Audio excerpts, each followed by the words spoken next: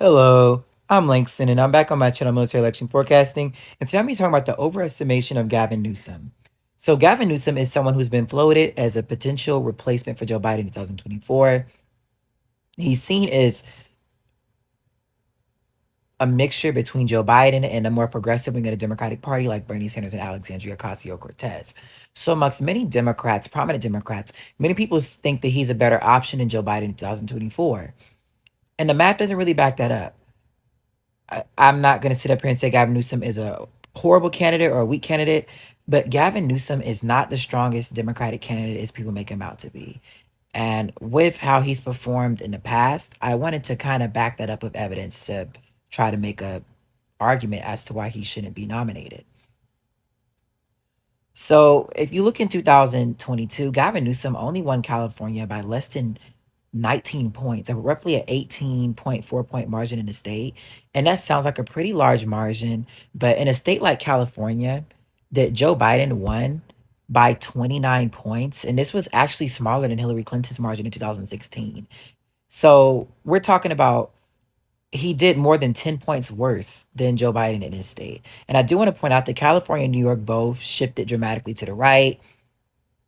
Republicans ran on much more localized issues in California, and the candidates in California had nothing to do with obviously what we saw nationally from against the backlash amongst Republicans. But it is still worth talking about that he struggled with every demographic group. I do want to point out that Hispanic Latino turnout was very low in California, like it was in numerous other states, and he didn't necessarily have a very democratic electorate, but regardless, he still underperformed dramatically in a state like California, which is something that I wanted to point out. And it's not even something that happened in 2022. He also did underperform in a recall election. Yes, it was a recall election, but he still won by a smaller margin than Joe Biden. And in 2018, when he first ran, he only won California by roughly 22, 23 points. And this is a state Hillary Clinton won by 30. So he has a history of underperforming in California. And I do want to point out that California is not the same as every other state, and we all know that. But it is worth noting that he has a history of not hitting the margins that a candidate want to hit in one of the most solid blue states in the country. And though that might not translate to a national defeat, it is worth noting that he's not this strong candidate that people prop him up to be. Many people are sure that he's going to run against Joe Biden in a Democratic nomination. And that's something I don't necessarily see. Gavin Newsom has been very firm in supporting Joe Biden and Kamala Harris. I realistically see that changing. But but Gavin Newsom is not a strong Democratic candidate. He only has a 57% approval rating, and that sounds like a pretty decent job. It's not terrible.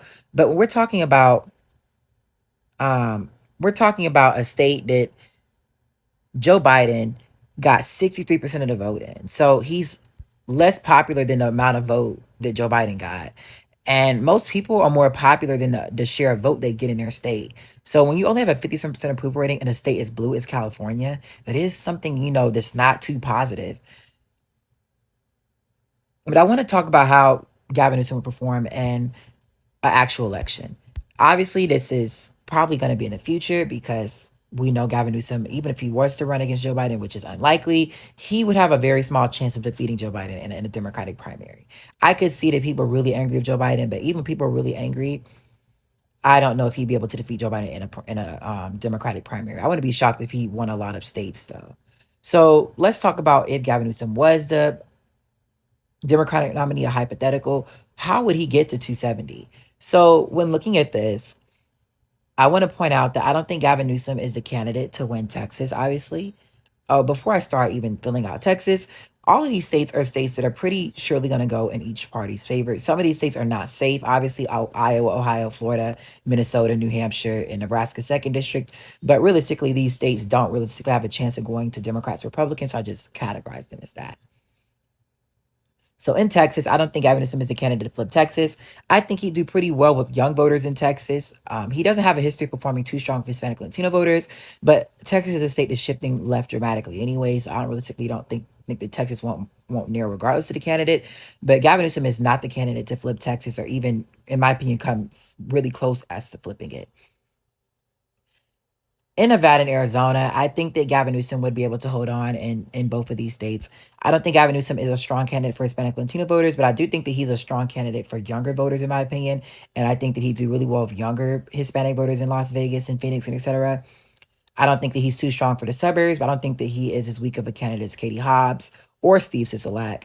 And both of these candidates performed pretty well in both of the states. So with that, I would give Gavin Newsom both of those states as well as in Michigan. I don't think Gavin Newsom is a strong candidate for the white working class. I don't think that he is too strong of a candidate in the suburbs. And, we saw that in the recall election where he lost Orange County, a very prominent suburban county in California. This is a county that Joe Biden won by 9 points. So, doing 12 points worse there, something that many people notice. If you look, he did substantially worse in every county in the state of California. And when looking at that, I wanted to point that out. I don't think that he's too strong in the suburbs. I don't think that he's not. I don't think he's weak enough to shift them. I definitely think that in a more federal election, in a high turnout presidential election, these suburban counties would continue shifting left regardless. And it's something that we saw with candidates who I think are weaker than Gavin Newsom, John Fetterman, and Mandela Barnes. So I don't see that not keeping up in the Rust Belt. And with that, I do think that Gavin Newsom would be able to do pretty decent in the suburbs. And I don't think that he is a candidate that's weak enough with black turnout to necessarily at least lose in Michigan. So that gives him a 258. But after that, the path to 270 does not, he's going to have to really fight. Because in Georgia, I do think that Gavin Newsom would do pretty well with younger black voters. I don't think that he's too strong with older and, middle-aged black people. But the good thing is those voters usually vote Democrat regardless. So he could rely on that. But it is worth noting that he's not, necessarily the candidate of a lifetime for black voters in Georgia.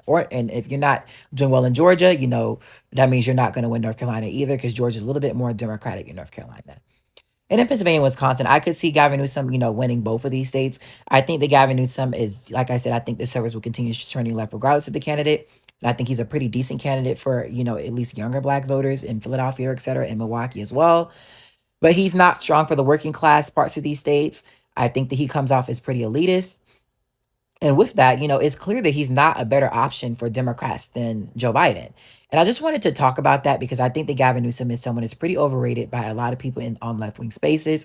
And I made videos about the overestimation of Ron DeSantis, as well as the underestimation of Kamala Harris and Donald Trump. So I just wanted to have this video talking about Gavin Newsom.